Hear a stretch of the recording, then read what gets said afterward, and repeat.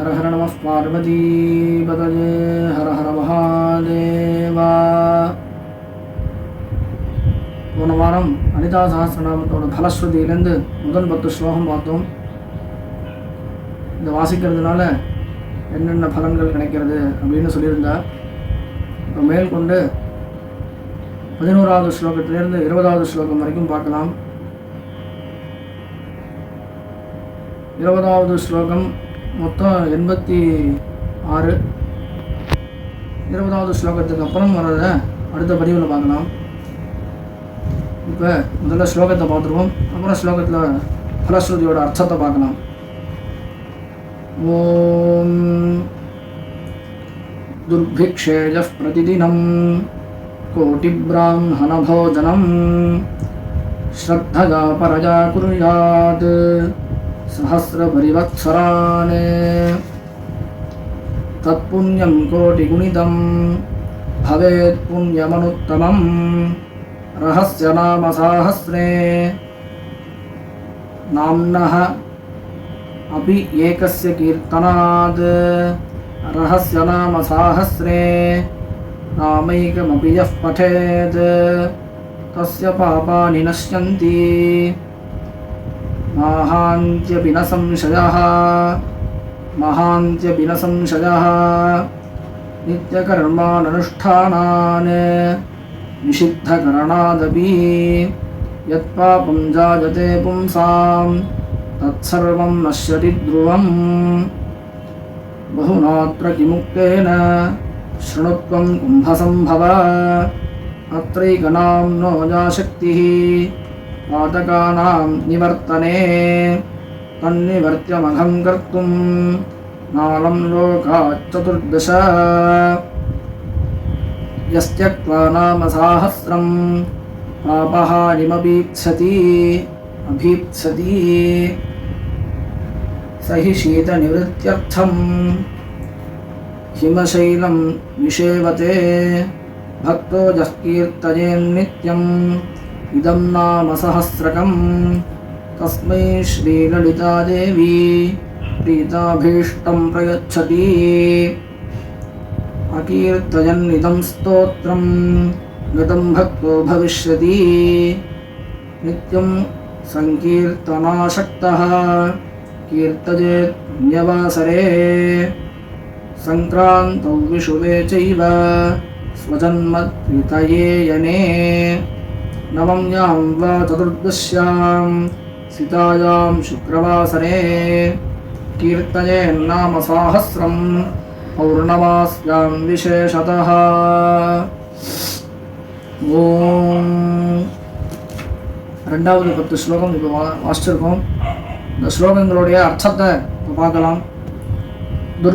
துர்பிக்ஷேஜ பிரதிதினம். பிரதிதினம் அப்படின்னால் எல்லா நாளும், ஒரு நாள் மட்டும் சிரமப்படலை, ஒவ்வொரு நாளும் சிரமப்படுறான் அப்படின்னு சொல்கிறோம். ஒவ்வொரு நாளும் அப்படின்றதுக்கு பிரதிதினம் அப்படின்னு அர்த்தம். துர்பிக்ஷே, சாப்பாடு கிடைக்காத இருக்கிறது பேர் தான் துர்பிக்ஷம்னு பேர். அப்படி கோட்டி பிராமண போஜனம், அப்படி இருக்கிற பிராமணாளுக்கு, கோட்டி பிராமணாளுக்கு போஜனம் பண்ணி வச்ச பலன் கிடைக்கிறது. ஸ்ரத்தயா பரஜா குர்யாத் சஹஸ்ர பரிவத்சரானே. ஒரு நாள் 2 நாள் போட்டு வச்ச பலன் கிடையாது. 1000 வருஷம் கோட்டி பிராமணாவுக்கு போஜனம் பண்ணி வச்ச புண்ணியம் கிடைக்கிறது. இந்த துர்பிக்ஷம் அப்படின்ற வார்த்தை எதுக்கு கொண்டு வந்திருக்கா அப்படின்னால், மூட்டை மூட்டையாக அரிசி இருக்குது அப்படின்ற வாழ்க்கெல்லாம் அது பெரிய விஷயமா தெரியாது. ஒரு வேலைக்கு கஷ்டப்பட்டு அந்த சாப்பாடை சாப்பிட்றவன் எவ்வளோ வாழ்த்துவானோ அவ்வளோ புண்ணியங்கள் கிடைக்கும். அந்த மாதிரி கோடி பிராமணாவுக்கு 1000 வருஷம் சாப்பாடு போட்ட புண்ணியம் கிடைக்கிறது அப்படின்னு சொல்கிறா இந்த ஸ்லோகத்தினால. அடுத்த ஸ்லோகம், தத் புண்ணியம் கோடி குணிதம் பவேத் புண்ணியமனுத்தமம் ரஹஸ்ய நாம சஹஸ்ரே நாம்னஹ அபி ஏகஸ்ய கீர்த்தனாத். இந்த ஸ்லோகத்தினால அம்பாளோட சஹஸ்ரநாமத்தில் ஒரு நாமா சொல்லிட்டாலும் கோடி குணிதம் ஒரு நாமாவளியை சொன்னதுனால 1000 மடங்கு புண்ணிய பலன் கிடைக்கிறது அப்படின்னு இந்த ஸ்லோகத்தில் சொல்கிறா. அடுத்தது 3வது ஸ்லோகம். ரஹஸ்ய நாமசாஹஸ்ரே நாமைகமபியஃ படேத் தஸ்ய பாபானி நஷ்யந்தி மகாந்திய சம்சயः. பாபங்களில் 5 விதமான பாபங்கள், அதுக்கு கீழே தான் நம்ம செய்கிற பாபங்களை 5ஆக பிரிச்சிருக்கா. அந்த 5 பாபங்களில் ருத்ரேகாதசி அப்படின்னு பிராயஷ்சித்த கர்மா, அந்த கர்மாவில் சொல்கிறார் 5 விதமான பாபம் என்ன அப்படின்னா ஸ்வர்ணஸ்தேய தங்கத்தை திருடுறது, குருதல்ப கமன தனக்கு பாடம் சொல்லி கொடுத்த வாத்தியாரை யாராவது ஏதாவது தப்பான வார்த்தையில் சொன்னால் அதை கேட்குறதே பாபம். அதை தவிர அவரோட சாமான்கள் ஏதாவது ரொம்ப பிடிச்சிருக்கு அப்படின்னு எடுத்துன்னு வந்துட்டாலோ, இல்லை ஒரு புக்கு கொடுத்துருக்காரு, அந்த புக்கை திரும்பவும் கொடுக்கல, மறந்து போயிட்டோம், நம்மளே வச்சுருக்கோம் அப்படின்னா இந்த மாதிரி சின்ன சின்ன விஷயங்களில் குரு தல்ப கமன அப்படின்ற பாபம். அதுக்கப்புறம் மத்தியக்ரான மத்தியம் பீத்வா அப்படின்றது. மத்தியம் அப்படின்னால் எந்த விஷயம் போதையை உண்டு பண்ணுறதோ அந்த விஷயத்தை சாப்பிட்றது, சாப்பிட்றவாளோட கூட பழகிறது, இது ரெண்டுமே சமமான பாபம். அதே மாதிரி அடுத்தது பிரம்மஹத்தி. பிராமணனையோ, வேதம் படித்த பிராமணனையோ இல்லைன்னா ஒரு பசுமாட்டையோ வதம் பண்ணிட்டான் அப்படின்னால், இல்லை வதம் பண்ணுறவாள் கூட சேர்ந்துருக்கான் அப்படின்னால் அந்த பாபம். இப்படி ஒவ்வொரு விதமாக சொல்கிறேன். இதெல்லாம் இருக்கிறதுலையே ரொம்ப மகாபாதகங்கள் அப்படின்னு சொல்கிறேன். ஒரு நாமாவை சொல்கிறதுனால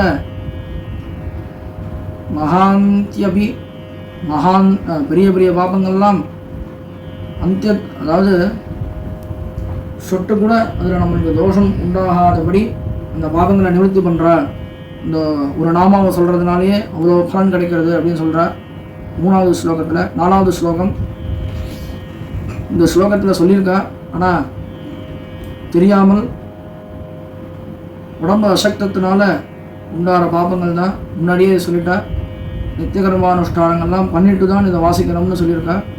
இப்போ சொல்கிற ஸ்லோகம் அதுக்கு அசக்தமாக இருக்கிறவா, உடம்பு முடியாதவா, அப்படி இருக்கிறவாலாம் இதை சொன்னாலே இந்த பாவங்கள்லாம் போகிறதுன்னு சொல்கிறா. இந்த ஸ்லோகத்தை வாங்கும். நித்தியகர்மான் அனுஷ்டானான் நிஷித்த கரணாதபி யஃ பாபம் ஜாயதே பும்சாம் தத் சர்வம் நஷ்யதி த்ருவம். நித்தியகர்மானுஷ்டானம் அப்படின்னு பிராமணாக்கெல்லாம் சந்தியாவந்தனாதி அனுஷ்டானங்கள், மற்றவர்களுக்கெல்லாம் கோவில் ஆற்றுல விளக்கேற்றி வச்சு சுவாமிக்கு 2 புஷ்பம் போட்டு ஒரு நைவேத்தியம் பண்ணிவிட்டு கோவிலுக்கு போய் சுவாமியை பார்த்துட்டு வருது. இப்படி நித்தியம் பண்ண வேண்டிய அனுஷ்டானத்துக்கு நித்தியகர்மானுஷ்டானம் அப்படின்னு பேர்.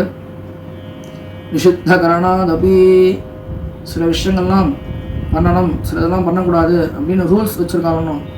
அந்த ரூல்ஸ் பேர் நிஷித்தம் அப்படின்னா இது பண்ணக்கூடாது அப்படின்ற கர்மாக்களையும் யார் பண்ணுறானோ அதனால் உண்டாகிற பாபங்கள். யத் பாபம் ஜாயதே பும்சாம், எந்த பாபம் உண்டாகிறதோ அந்த பாபத்தை அடியோடு போக்கிடலாம்.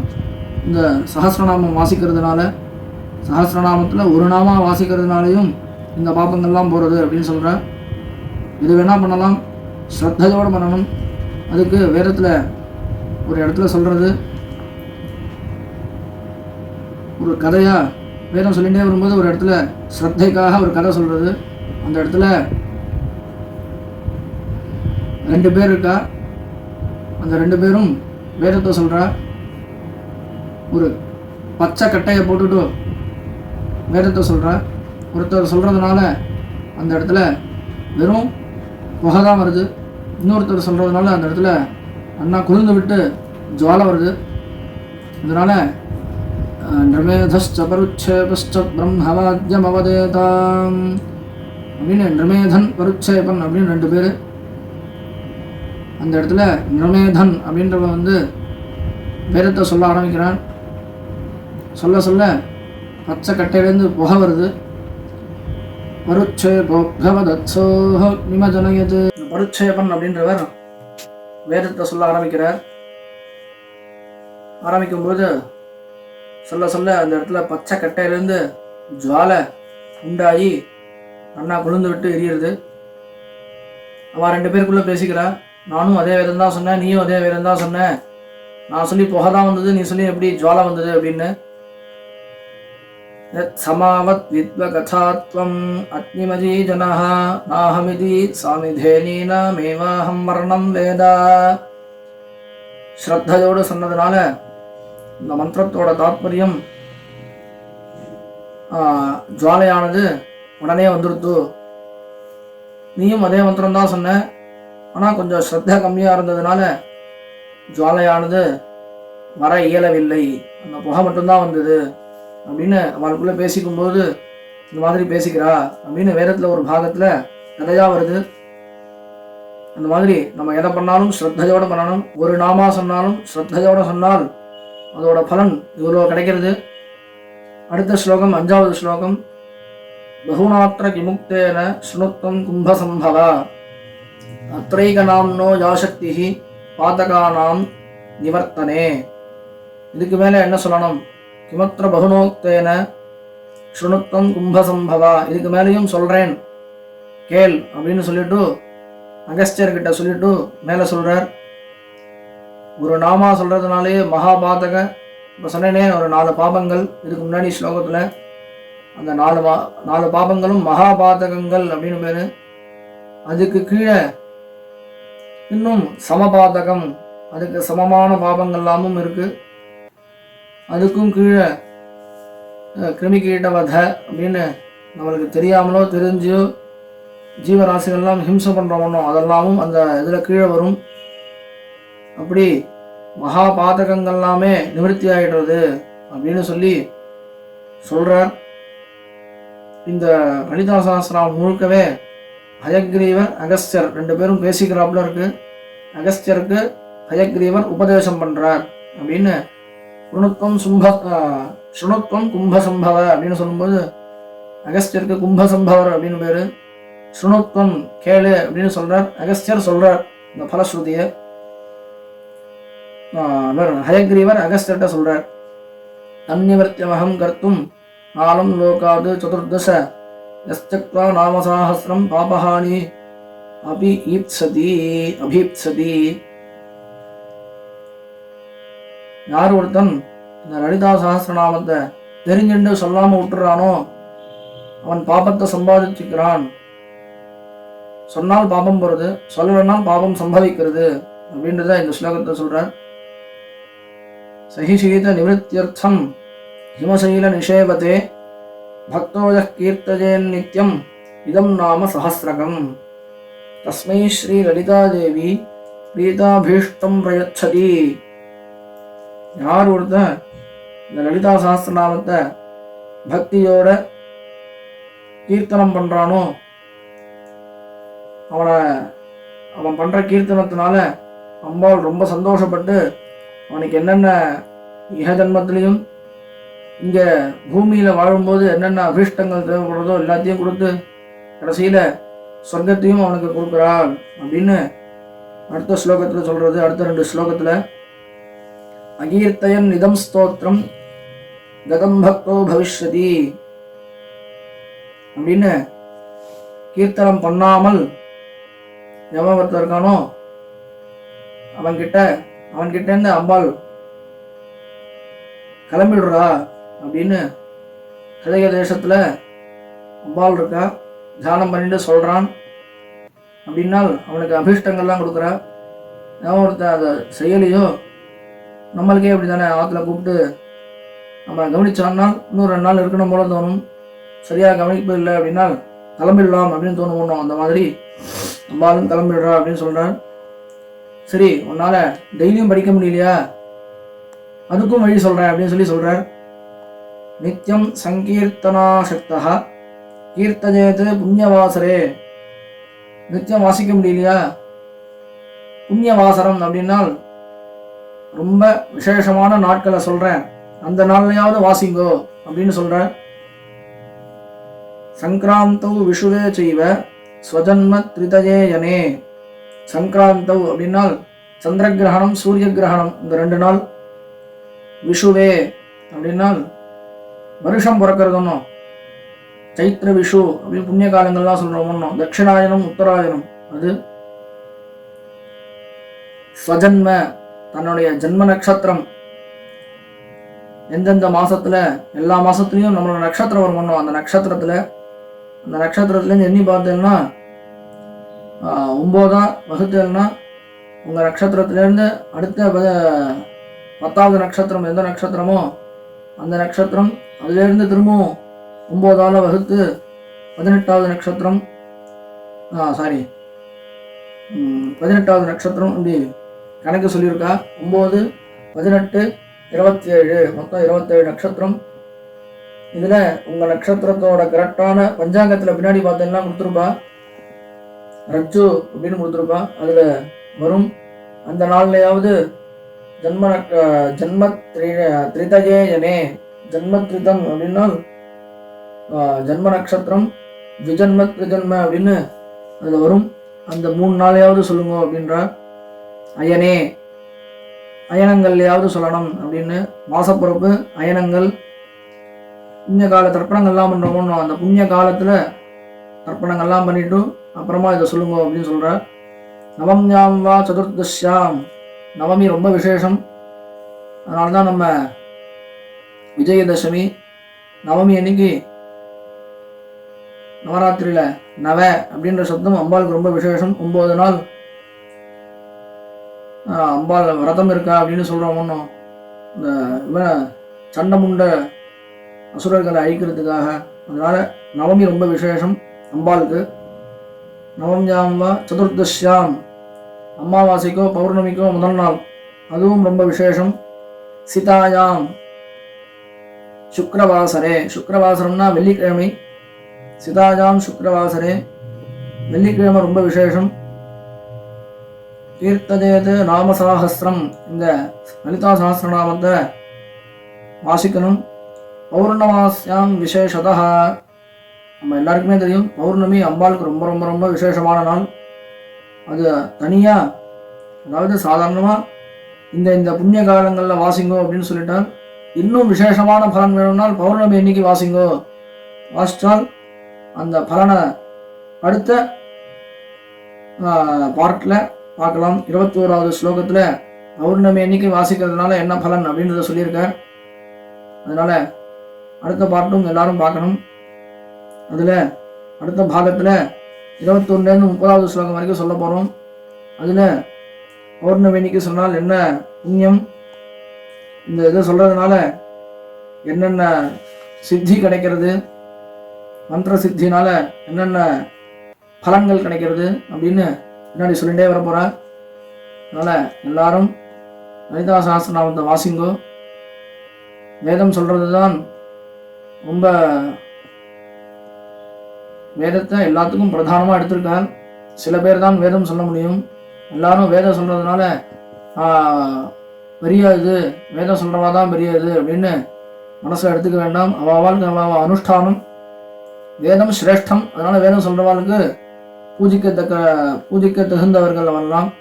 நம்மெல்லாமும் இந்த மாதிரி லலிதா சஹஸ்ரநாமம், விஷ்ணு சஹஸ்ரநாமம், சிவ சஹஸ்ரநாமம் இந்த மாதிரி ஸ்லோகங்கள்லாம் சொல்லி அதுக்கு சமமான பலன் இதுலேயும் சொல்லியிருக்கார். அதனால்தான் லேடிஸ்க்கெல்லாம் வேதம் சொல்ல வேண்டாம் அப்படின்னு சொல்றதுக்கு காரணம், இந்த ஸ்லோகங்கள்லாம் அவளுக்கு நிறைய வகுத்து கொடுத்துருக்கா. இந்த ஸ்லோகங்கள்னாலேயே அவள் அந்த வேதம் சொன்னதோட பலனை அடைஞ்சிட முடியும். அதனால தான் இதெல்லாம் கொடுத்துருக்கா நம்மளுக்கு. அதனால லேடிஸ் ஜென்ஸும் இதை சொல்றதுனால, ஜென்ஸுக்கு தான் நிறையா சொல்லியிருக்கா, லேடிஸ்க்கும் சொல்லியிருக்கா. லேடிஸ் தான் இப்போ நிறையா சொல்லிட்டு இருக்கா. இன்னும் நிறைய இதோட பலனை தெரிஞ்சுட்டு ஸ்ரத்தையா இதுலேயே பின்னாடி சொல்ல போறா. ஆயுஷ் வேணுமா, அதுக்கு இப்படி பாராயணம் பண்ணு. ஆரோக்கியம் வேணுமா, அதுக்கு இப்படி பாராயணம் பண்ணு. ஐஸ்வர்யம் வேணுமா, அதுக்கு இப்படி பாராயணம் பண்ணு. படிப்பு வேணுமா, இப்படி பாராயணம் பண்ணுன்னு பின்னாடி சொல்லிகிட்டே வர. அதனால இதை மொத்தம் 7 பார்ட்டாவோ 8 பார்ட்டாவோ போட போகிறோம். எல்லா பார்ட்டையும் எல்லாரும் கேட்டு இந்த லலிதா சஹஸ்ரநாமத்தில் இன்னும் பக்தி ஸ்ரத்த ஜாஸ்தியாகி இன்னும் நிறையா பேர் இதை வாசித்து லலிதா தேவியோட துர்கா, லக்ஷ்மி, சரஸ்வதி 3 பேரும் சேர்ந்தது தான் லலிதா தேவி, பாலா திரிபுர சுந்தரி இவெல்லாம். அதனால் இவளை ஆராதனம் பண்ணுறதுனாலேயே வீரம், அந்த ஒரு பாட்டில் சொல்லுவாங்க எது சிரேஷ்டம் அப்படின்றதுக்கு, வீரமா, படிப்பா, ஐஸ்வர்யமா அப்படின்னு ஒரு கேள்வியே இருக்காது. 3ம் சிரேஷ்டமாக நம்மளுக்கு எவ்வளோ வேணுமோ அவ்வளோ அள்ளி அள்ளி கொடுப்பாள் அம்பாள். ஜெகன் மாதா, நம்ம எல்லாருக்கும் அம்மாவானவள். அதனால் அந்த லலிதா சஹஸ்ரநாமத்தை வாசித்து அதோட பலனால எல்லாரும் சத்கதி அடையணும். பூமியில் இருக்கும்போது எல்லாரும் சிரேஷ்டமாக இருக்கணும். குலசிய உன்னத காரணம் அப்படின்னு சொல்லுவாள். நவகிரகத்தில் கேதுக்கு சொல்லுவார், நம்ம குலத்திலேயே நம்மளை சிரேஷ்டனாக காமிக்கக்கூடியவர் அவர் ஆராதனை பண்ணுறதுனால. இந்த துர்கை அப்படின்றவர் இந்த நவகிரகத்தையும் ஆட்டி படைக்கக்கூடிய தேவதை துர்கா தேவி தான். அதனால் இந்த லலிதா சஹஸ்ரநாமத்தை சொல்லி எல்லா தோஷங்கள்லேருந்தும் நிவர்த்தியாகி இங்கே இருக்கும்போதும் க்ஷேமமாக இருந்துட்டு பரலோகத்திலையும் க்ஷேமமாக இருக்கணும் அப்படின்னு எல்லாரும் வியாதி இல்லாமல் ஆரோக்கியமாக இருந்துட்டு பழைய காலம் மாதிரி தர்ம விஷயத்தில் நிறையா காலத்தை வியர்த்தம் பண்ணாமல் தர்ம விஷயத்தில் ஈடுபட்டு நம்ம எல்லாரும் மேலே மேலே க்ஷேமமாக இருக்கணும் அப்படின்னு லலிதா தேவியை நம்ம எல்லாரும் பிரார்த்தனை பண்ணிப்போம். எல்லாரும் க்ஷேமமாக இருக்கணும். லோகா சமஸ்தா சுகினோ பவந்து. எல்லாரும் க்ஷேமமாக இருந்தால் நம்மளும் க்ஷேமமாக இருப்போம். அதனால் எல்லாரோட சங்கல்பமும் எல்லாரும் க்ஷேமமாக இருக்கணும் அப்படின்னு சங்கல்பம் பண்ணிப்போம். இன்னும் இந்த தர்மங்கள்லாம் ஜாஸ்தி ஆகணும். லோகத்தில் அங்கங்கே சிரமங்கள்லாம் வந்துட்டு தான் இருக்குது. அதெல்லாம் இல்லாமல் இருக்கணும்னால் நம்ம தர்மத்தை ஜாஸ்தி பண்ண ஆரம்பிச்சோம்னால் எல்லாருக்கும் எல்லா விதமான க்ஷேமமும் கிடைக்கும் அப்படின்னு பிரார்த்தனை பண்ணிக்கிறோம். லலிதா தேவியோட பிரசாதத்தினால எல்லாரும் க்ஷேமமாக இருக்கணும். ஹர ஹர நம பார்வதி பதயே ஹர ஹர மகாதேவா.